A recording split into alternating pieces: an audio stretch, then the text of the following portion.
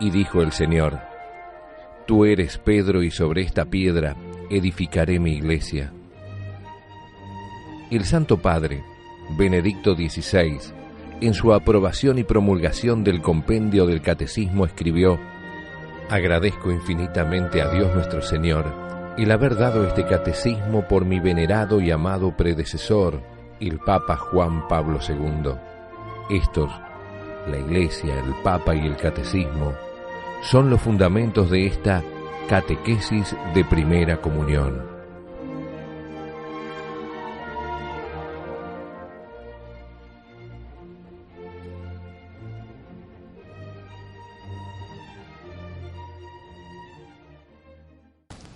En nombre del Padre, del Hijo y del Espíritu Santo. Amén. Ave María Purísima, sin pecado concebida.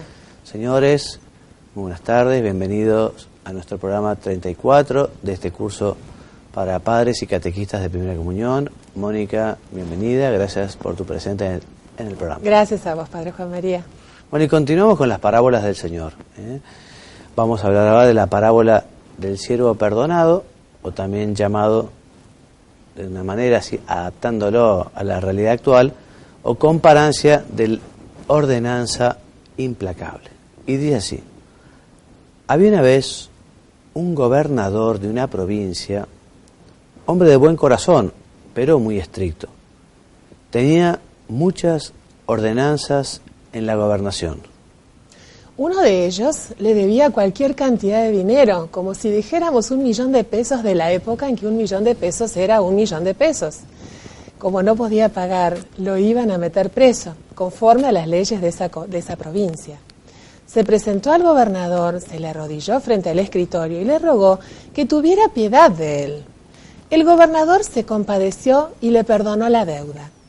Al salir del despacho, el ordenanza perdonado se cruzó con un compañero suyo que les debía menos de 500 pesos moneda nacional y le exigió que se los pagara de inmediato. Le suplicó el otro que lo esperara, diciendo que las cosas le iban mal, pero que se habrían de enderezar y que, aunque fuera en varias cuotas, saldaría su deuda. No hubo caso.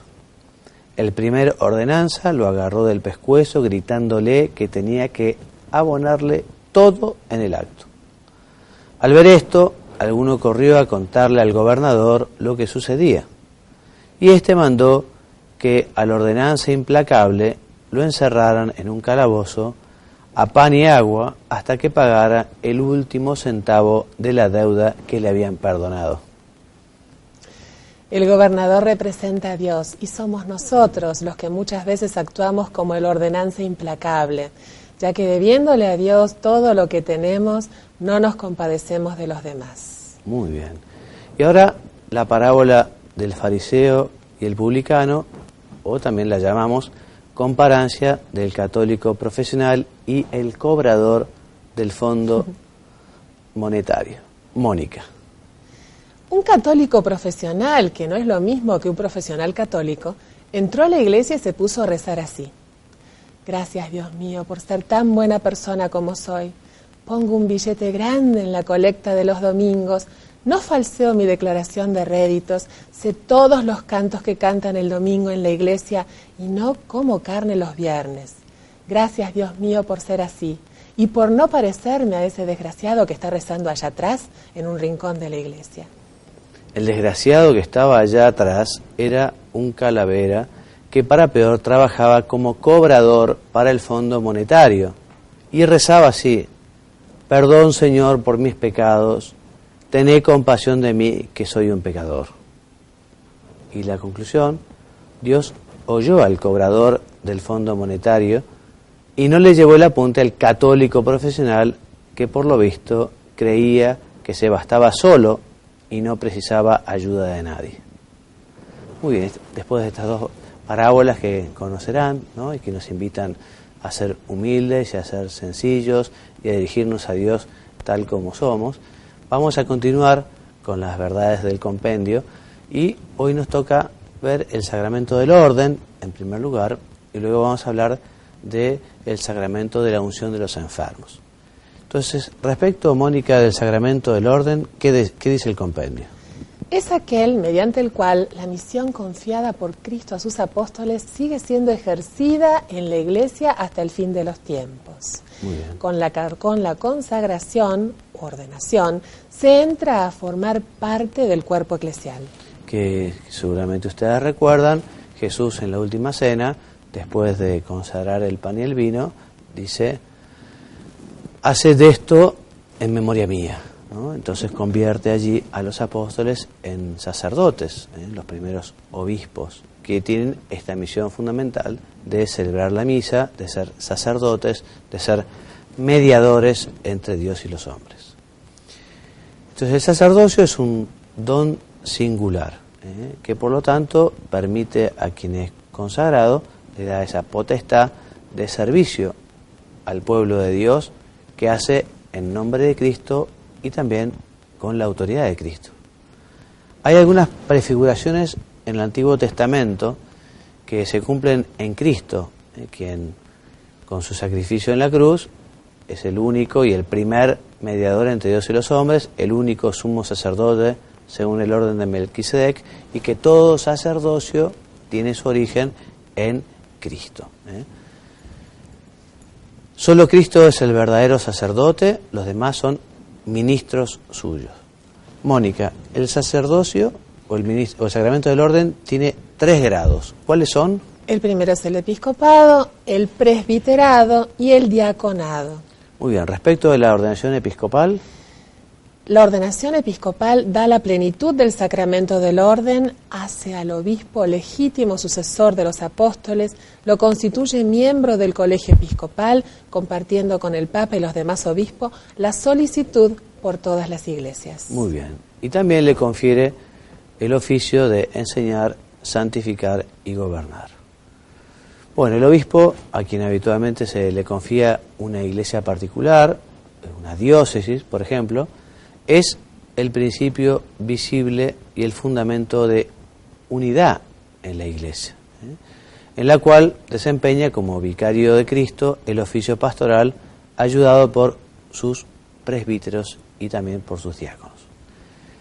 La unción del Espíritu marca al presbítero con un carácter espiritual indeleble, que al igual que el sacramento del bautismo y el sacramento de la confirmación, nos configuran con Cristo.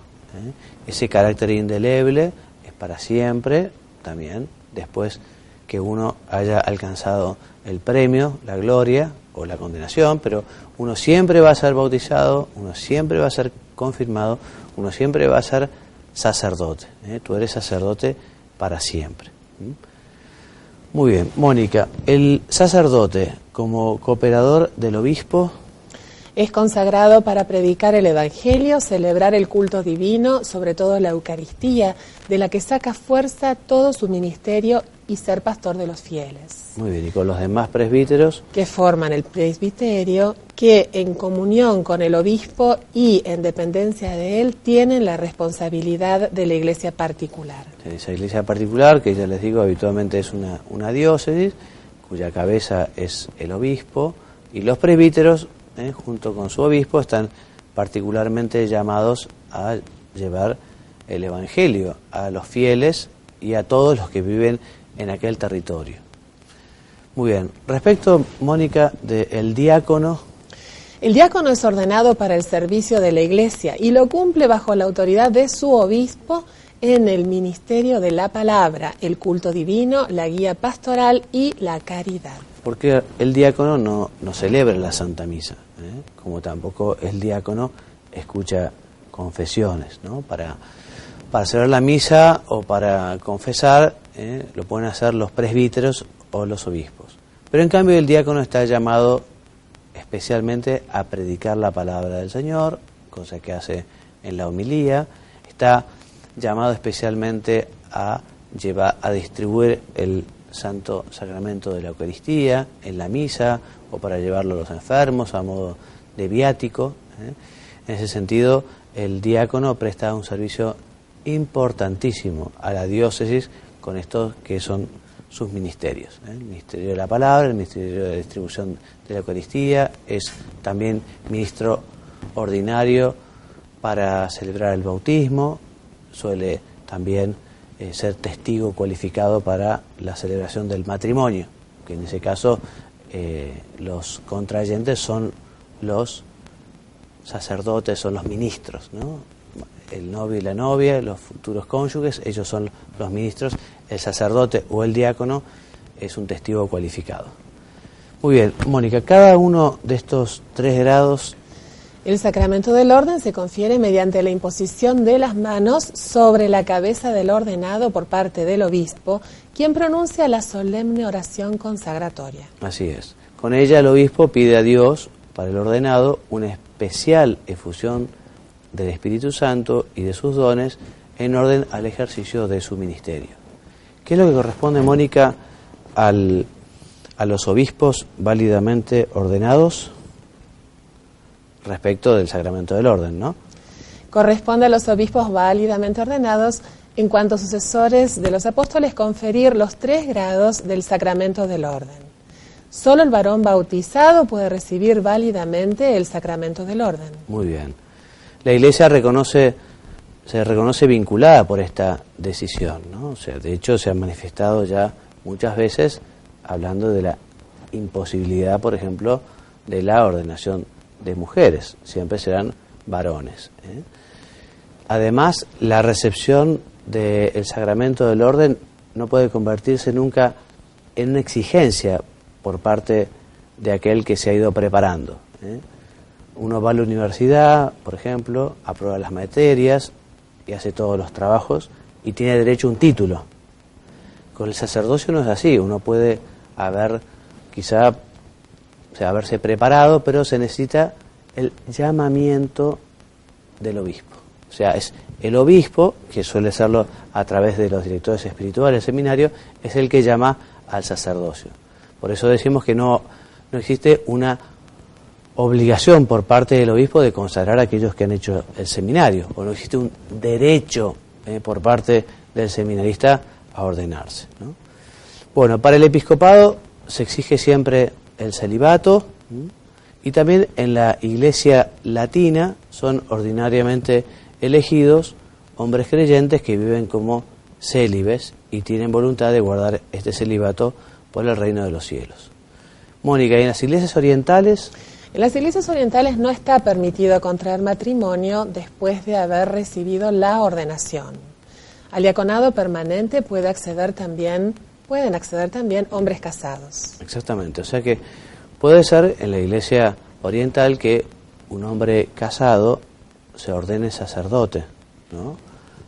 Extraordinariamente, pero no un sacerdote casarse a posteriori. De hecho, si ese hombre casado que se ordenó sacerdote en viuda, adquiere ahora la obligación del celibato, o sea que no podría volver a casarse. Y en la iglesia oriental también los obispos son siempre célibes. Muy bien, como sabemos, en el sacramento del orden otorga una infusión especial del Espíritu Santo al candidato, que lo configura con Cristo y le da esa triple función al presbítero de ser sacerdote, profeta y rey, tal como recibiéndolo como lo es Jesucristo, ¿no? Bien, también hemos dicho que la ordenación confiere un carácter. ¿Puedes repetirlo, Mónica? La ordenación confiere un carácter espiritual indeleble, por eso no puede repetirse ni conferirse por un tiempo determinado. En el ejercicio del ministerio sagrado, los sacerdotes actúan en la persona de Cristo cabeza y en nombre de la Iglesia. Por tanto, el sacerdocio ministerial se diferencia esencialmente y no solo en grado del sacerdocio común de los fieles. Muy bien, que el sacerdote en ese momento es Cristo, de un modo particular se realiza en la celebración de la misa. El sacerdote dice, esto es mi cuerpo, esta es mi sangre, es Cristo el que dice, esto es mi cuerpo, esta es mi sangre. O cuando perdona, yo te absolvo tus pecados en el Padre, el Hijo y el Espíritu Santo, bueno, es Cristo el que perdona. El sacerdote en ese momento está prestándole, por decirlo de alguna manera, a Cristo su voz, sus gestos. Muy bien, vamos a hablar ahora del sacramento de la unción de los enfermos. Y este es este sacramento que tiene la Iglesia para aquellos enfermos que por una cuestión de edad o de salud ya están terminando su estadía en la tierra. La Sagrada Escritura, el capítulo 5 de la Carta de Santiago, nos dice: Mónica, ¿está enfermo alguno de vosotros? Llame a los presbíteros de la Iglesia que oren sobre él y le unjan con óleo en el nombre del Señor. Muy bien, aquí tenemos una muestra, una manifestación, como ya los primeros cristianos recibían este sacramento. Lo puede recibir cualquier fiel que comience a encontrarse en peligro de muerte por enfermedad o vejez, cualquier bautizado. Se recibe más de una vez, no imprime carácter el sacramento de la unción, puede recibir más de una vez en el caso de que se agrave esa enfermedad o se cure y vuelva a enfermarse, ¿no? La celebración de ese sacramento debe ir presidida, si es posible, por la confesión individual del enfermo. Por eso es muy importante no esperar hasta último momento para llevar al sacerdote al enfermo. Llevarlo cuando el enfermo está consciente, puede charlar despacio con el sacerdote, puede confesarse también. Además, este sacramento, ya decíamos, no solo se otorga o se da cuando uno está a punto de morir, sino cuando uno ya es mayor, cuando supera así los 70 años, se puede recibir, y se puede ir recibiendo más de una vez. Mónica, ¿la celebración en qué consiste? Consiste esencialmente en la unción con óleo, bendecido si es posible por el obispo, sobre la frente y las manos del enfermo. Así es. Muy bien. En el rito romano también se pueden ungir otras partes del cuerpo, ¿no? Aquí tenemos dos fotografías, el sacerdote rezando ante aquella mujer que está enferma y que tiene a la Santísima Virgen, una foto al lado. El sacramento de la unción da una gran paz en el alma. Por eso estar muy atentos para llevar el sacerdote a los familiares, los cercanos, los conocidos, para que ellos puedan confesarse, puedan recibir este sacramento y tener también esa unión especialísima con el Señor. Este sacramento a veces puede también llevar a una mejoría de la salud, si es que Dios lo quiere. Por eso Mónica dice, los efectos son... Confiere una gracia particular que une más íntimamente al enfermo a la pasión de Cristo, otorgándole fortaleza, paz, ánimo y también el perdón de los pecados si el enfermo no ha podido confesarse. Exactamente.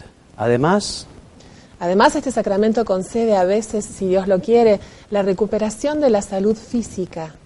En todo caso, esta unción prepara al enfermo para pasar a la casa del Padre. Muy bien. ¿Y qué es el viático? El viático es la Eucaristía recibida por quienes están por dejar esta vida terrena y se preparan para el paso a la vida eterna. Recibida en el momento del tránsito de este mundo al Padre, la comunión del cuerpo y de la sangre de Cristo muerto y resucitado es semilla de vida eterna y poder de resurrección. Muy bien, entonces la Eucaristía, volvemos a repetir, es la Eucaristía, el viático es la Eucaristía cuando lo reciben aquellos que están gravemente enfermos. Muy bien, y en pocas palabras, Mónica, ¿cuáles son los consejos de hoy para padres y catequistas? Un mensajito, Padre Juan María, que tenemos que tener siempre a mano los catequistas, porque como dice la plaquita esta, de niños jugábamos a Caro Cruz y de grande vivimos a Caro Cruz. A veces la vida nos muestra más seguido las caras, otras veces tenemos más cruces, pero en todas las situaciones que siempre sepamos acercar, ¿no? El amor de Dios en cualquiera de esas situaciones está presente la providencia divina. Eso tengámoslo muy presentes los catequistas. El padre Alfonso Milagro, en su librito Los 5 minutos de Dios, escribió esta frase que me gustaría compartirla con ustedes. Dice, la mano derecha y la mano izquierda de Dios son ambas manos de Dios, y Él te ama cuando te toca con la mano derecha como cuando te muestra la mano izquierda. Ese es el mensaje. Nada más mantengámonos siempre asidos de su mano y no dejemos de alimentar la fe. Muy bien, Mónica, muchas gracias. Y continuando con la instrucción del misal romano, vamos a hablar un poquito del presbiterio. La otra vez hablábamos de la iglesia en general, y decíamos cómo a la hora de construir una iglesia era importante hacerlo de un modo que realmente sirva para la celebración de la misa y que esté ese lugar especialmente destinado a ello y que se manifieste también en lo artístico del templo, ¿no? Que esa manifestación artística muestra el amor también de los hijos por su Padre Dios. Entonces el presbiterio es propiamente el lugar donde se realiza la Santa Misa. Allí encontramos el altar que representa a Cristo, es el lugar donde está el celebrante principal y los concelebrantes, el diácono y aquellos que ayudan en la misa. Aquí en la foto vemos dos lugares donde el presbiterio se ve claramente, ¿no? Como está el altar, las flores, el sagrario, y todo dispuesto. Aquí decíamos que, también la semana pasada, que deberá distinguirse convenientemente la nave de la iglesia, donde están los participantes, que habitualmente están sentados o de pie según el momento de la celebración, y el presbiterio, ¿no? El presbiterio, que es el lugar donde se celebra la misa, el sacrificio, allí donde está el altar. Habitualmente puede estar un poco más elevado. En la foto vemos como también hay un arco que separa lo que es la nave del presbiterio. ¿Y qué nos dice la instrucción, Mónica, sobre el tema del altar y su ornamentación? El altar en el que se hace presente el sacrificio de la cruz bajo los signos sacramentales es además la mesa del Señor, a cuya participación es convocado el pueblo de Dios en la misa, y es el centro de la acción de gracias que culmina en la Eucaristía. Muy bien. Esa celebración de la Eucaristía en el lugar sagrado debe hacerse siempre sobre el altar, y fuera del lugar sagrado puede hacerse también sobre una mesa adecuada, usándose siempre un mantel, el corporal, la cruz, los candeleros. Conviene que en todas las iglesias haya un altar fijo, que es signo claro y permanente de Cristo, piedra viva. Y en los demás lugares dedicados a las celebraciones puede haber un altar móvil, que esté o se saque o se cambie. Mónica, el altar, ¿cómo conviene que sea construido? El altar sea construido separado de la pared, de modo que se pueda caminar en torno a él con facilidad y la celebración se pueda hacer de cara al pueblo, lo cual conviene que en cualquier parte sea posible. El altar ocupe el lugar que en verdad sea el centro hacia el que espontáneamente converja la atención de toda la asamblea de los fieles. Por lo general será fijo y estará dedicado. Muy bien. El altar, tanto el fijo como el movible, será dedicado según el rito descripto en el Pontifical Romano. El altar movible, no obstante, puede ser solamente bendecido. Muy bien. Según la costumbre tradicional de la iglesia, y por lo que significa la mesa del altar fijo, puede ser bueno que sea de piedra natural, pero eso no quita que la conferencia episcopal pueda autorizar el empleo de otros materiales, que sean siempre sólidos, que sean dignos, que estén bien trabajados. El altar movible puede ser construido con cualquier material noble y sólido y apto para el uso litúrgico, según las tradiciones y costumbres de las diversas regiones. También en muchos sitios se tiene la costumbre de poner debajo del altar unas reliquias de algunos santos, aunque no sean mártires, a los que se invoca su especial cuidado o protección. Dice el documento: cuídese sin embargo de que conste con certeza la autenticidad de esas reliquias, ¿no? Mónica, y respecto de la construcción de nuevas iglesias, se ha de erigir un solo altar que sea signo para la asamblea de que hay un solo Cristo y una sola Eucaristía en la iglesia. Muy bien. Pero en las iglesias ya construidas, cuando el altar antiguo está situado de tal modo que torna difícil la participación del pueblo, habitualmente en ese que está el sagrario, se construye otro altar que también será fijo, se lo hará con el arte semejante a la iglesia, por esos altares son más nuevos, ¿no? Y para que no distraiga la atención de los fieles del altar nuevo, el altar antiguo no se adornará de ninguna forma especial. Muy bien, y por último, Mónica, por reverencia a la celebración del Memorial del Señor y al banquete en que se ofrece el cuerpo y la sangre del Señor, ha de ponerse sobre el altar al menos un mantel de color blanco, cuya forma, medida y ornato se ajustarán a la estructura del altar. En el ornato del altar, guárdese la moderación. Durante el tiempo de Adviento, adórnese el altar con flores, con la moderación que conviene a la índole de este tiempo y que no anticipe la alegría plena de la Navidad. Muy bien. Y hasta aquí entonces nuestro programa de hoy. Continuamos la semana que viene, Dios mediante, con nuestro programa número 35. Así que me despido enviándoles la bendición, que Dios los bendiga y los haga muy santos. Amén. Y dijo el Señor: Tú eres Pedro, y sobre esta piedra edificaré mi iglesia.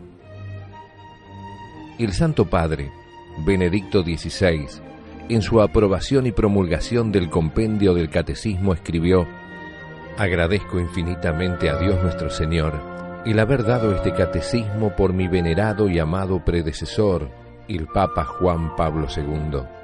Estos, la Iglesia, el Papa y el Catecismo, son los fundamentos de esta catequesis de primera comunión.